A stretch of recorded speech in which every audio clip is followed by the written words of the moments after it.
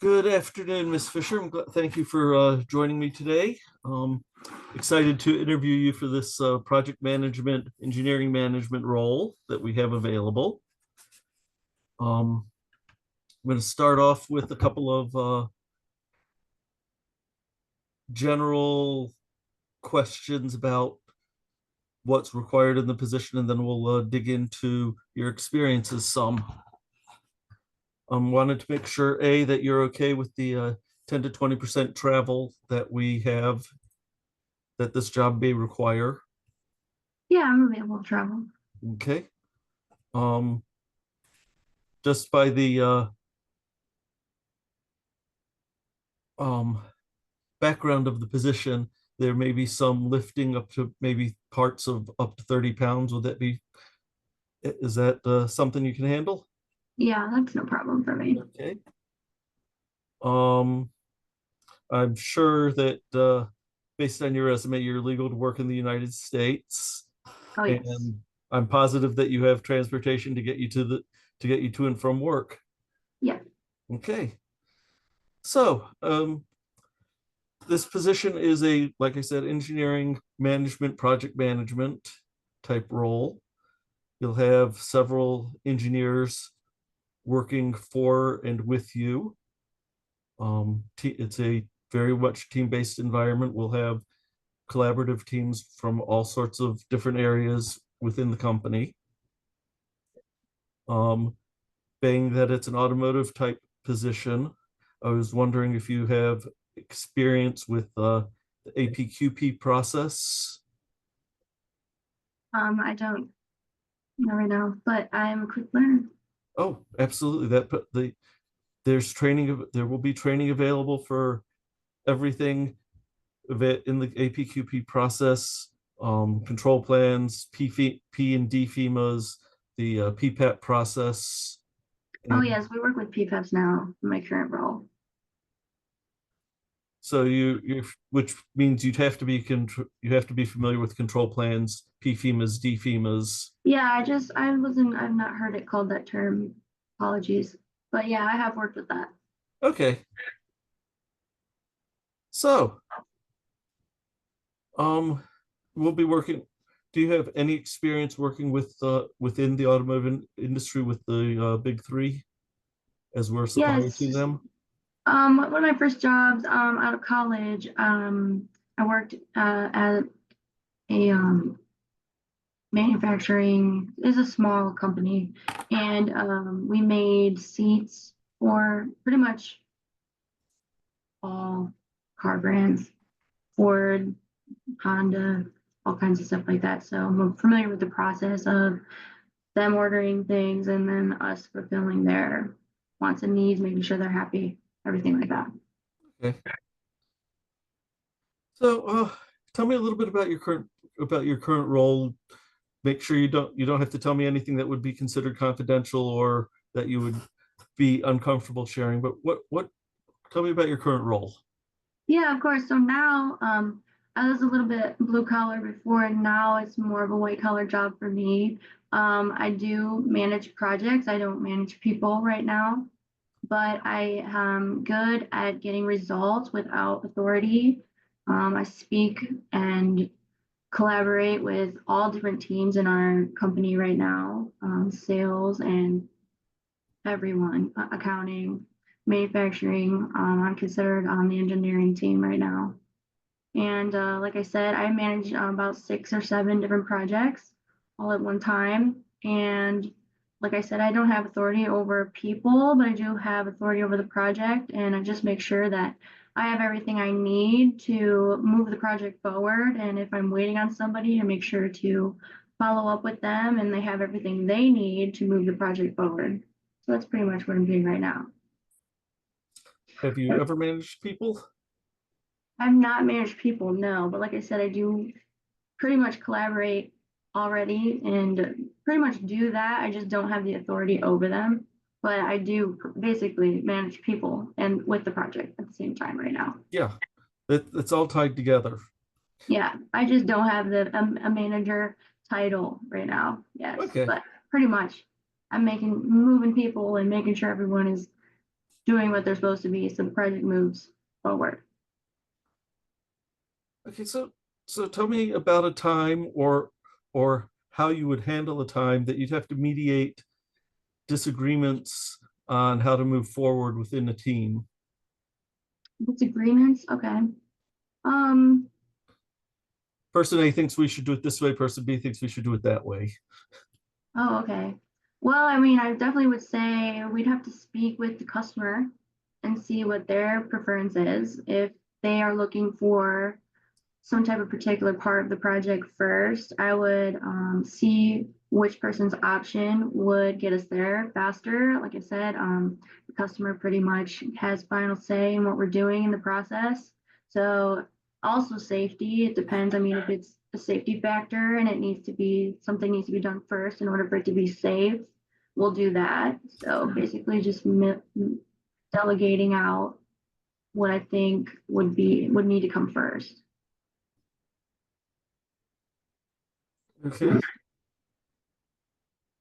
which leads me straight into how you would be handling a customer's project that is running late for whatever reason, be it a test issue, be it a issue with getting parts, with getting set up in your getting the project set up. And how would you handle that situation? Yes, so unfortunately, it does happen a lot, actually. We have issues. It's always, waiting on somebody for something. So, like I said, I like to keep everyone ready to go when we have things that can move finally, that we're ready.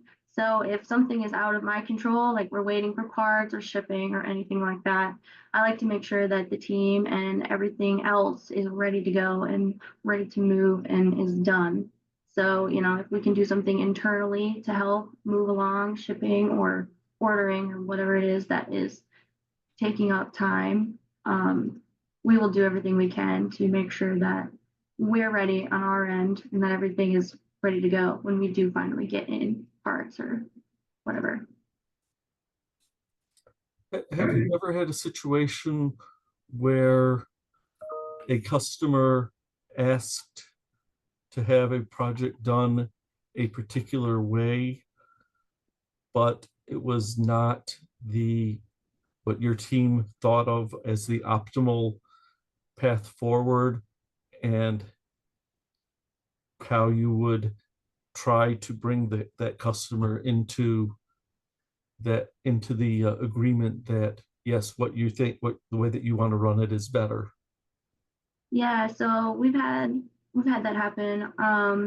What we like to try to do is explain to them why we're doing the process the way that we do, and explain to them. Sometimes not everyone is an engineer when you speak to them. A lot of times it's salespeople when you're dealing with customers, and they don't quite understand looking at an engineering drawing, and so they want tight tolerances and things that just cannot be done with what we're doing at least.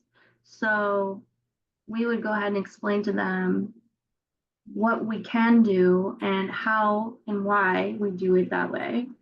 And we will do everything we can to make them happy. And what we like to do also, if they're wanting something very tight tolerance for something like that, we will make it work, show them that this is exactly what you're wanting. It might not have this exact tolerance, but it is working. It's fitting in our gauge. Everything is going well with the part, and then hopefully they'll be okay with opening up their tolerance and their drawings for the way that we like to do it, the way that we're capable of doing it. Because sometimes it's just everything can't be 15,000, Yeah. of course. So yeah, we like to try to keep them uh, in up to date with our process and what we are trying to hold and trying to do, while still, keeping it reasonable because in within the price range, because it can be done. It's just expensive. So yeah. Okay. um Suppliers, have you had experience with it sounds like you have, but have you had experience with um develop bringing on new suppliers, developing suppliers, conflict with suppliers? Yes, yeah. So we do have a lot of different suppliers in the current role. And I have brought on a few new ones that are for new projects for something that we don't have access to. Like an example that I'm currently working on is a custom cast part. We don't do cast metal at my current job. We do injection molded plastic. And so we had to bring in a new supplier for this and develop a relationship with them and get everything squared away with the higher ups of the company, of course, and make sure that there's no competing market there and everything like that. Okay. Um, Here's a hypothetical for you. You're managing a small team. One of your team members is his their performance is not meeting your expectations, the expectations of the rest of the team. How would you go about handling improving that team member's performance, helping that team member improve their performance? Yeah, so I think I would develop some type of check-in with all of the employees that were under me. I think quarterly, if that's not enough, more than that, like a evaluation of their performance and show them pretty much have a measurable goal that I have for each of them and see where we're at quarterly through the year, how they're doing with their goal. And if they're struggling in a particular area, maybe they need training or something else. Whatever they need that I can help them and help to support them, I'll do that. So whether it be online class or anything, whatever it may be, we'll get them training. And then if it's still not working out, we could reevaluate after that. But I think that I would just obviously have daily check-ins with people, but I would do kind of like a quarterly, see how our measurable goal is doing for the year. And if they're still struggling, like I said, I would give them some type of training or aid or help, put them with a more senior person on the team to possibly help them work some way to get them where they need to be. Okay, quite reasonable. Um, what else did I have for you? I think we've pretty much run through everything I had. Um, do you have a philosophy of team management that you can you that you've over time sort of developed? I think just communication and having a set time for each project within the week with everyone that's needed on the project is important. Making sure that you have everyone together at least once, maybe every other week, definitely helps keep projects running smoothly, making sure everybody's on the same page and knows where everyone else is at. Because it gets a little confusing when you have 8+ people working on one thing. Okay. Can you tell me why you are looking for a new role at this time? Yeah, so I'm always looking to expand my knowledge and my talent. And I think that I have outgrown the position I'm in now, and I'm ready to move on to a bit more than what I'm doing now. So I think that instead of just project management, uh, just straight up engineering management would be good for me. Okay, that sounds good. Um, Unfortunately, I'd offer you water or something at this point since but I can't since we're doing this online. What can I tell you about myself and our company? Yeah, I did have a few questions. So I was wondering, like, if you could share with me why you're hiring for this position and how long it has been available. We are expanding our engineering and project management team. This is a backfill role. We've to build a new team.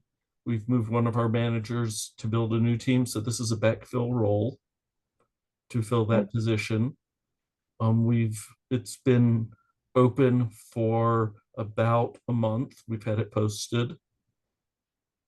Um, we feel like after looking at the internal candidates, we decided that we want to look for some new blood, new ideas, new new people, Okay. and like I said, get some new ideas into this role. Okay. And then I just had a kind of a personal question for you. Is what made you choose this company to work for, and how long have you been here? I've been in my role for about 4 years.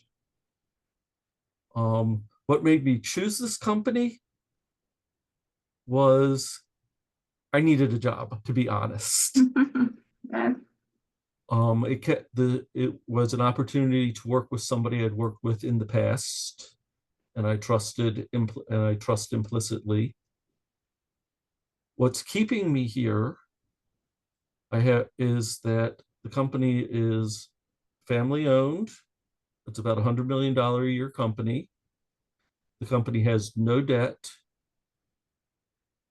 It's third generation it's third generation ownership, and we have been given the opportunity to position the company's the company just celebrated its 70th anniversary, and we've been given the opportunity to reposition the company and its offerings for the next 70 years.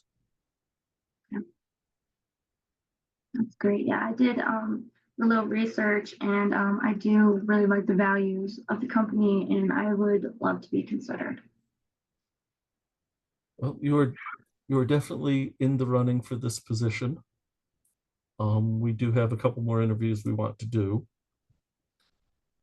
What else can I tell you? I think that was all the questions that I had for you for today. Is there Okay. anything else that I can help you be more comfortable with me? Um,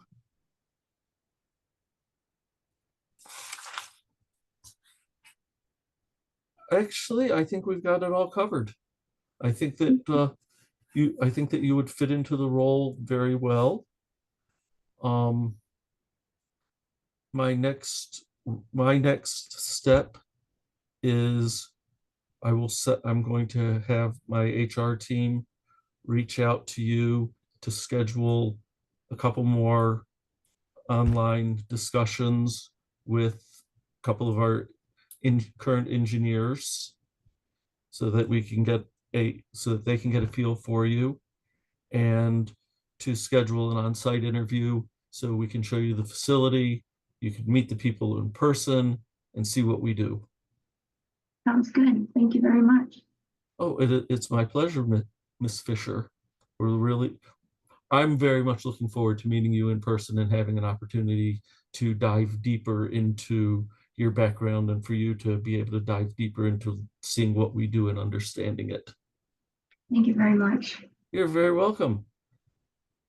If you don't have any other questions, I don't have any other questions. Again, I'll have my HR team reach out to you and we'll continue to move forward. Great. Thank you very much. Yeah, You're, I'm all good on my end. you're very welcome. I'm all good on my end. Um, and with that, I'm going to go ahead and say goodbye and we'll move forward from here. Excellent. Sounds good. Thank you. Thank you.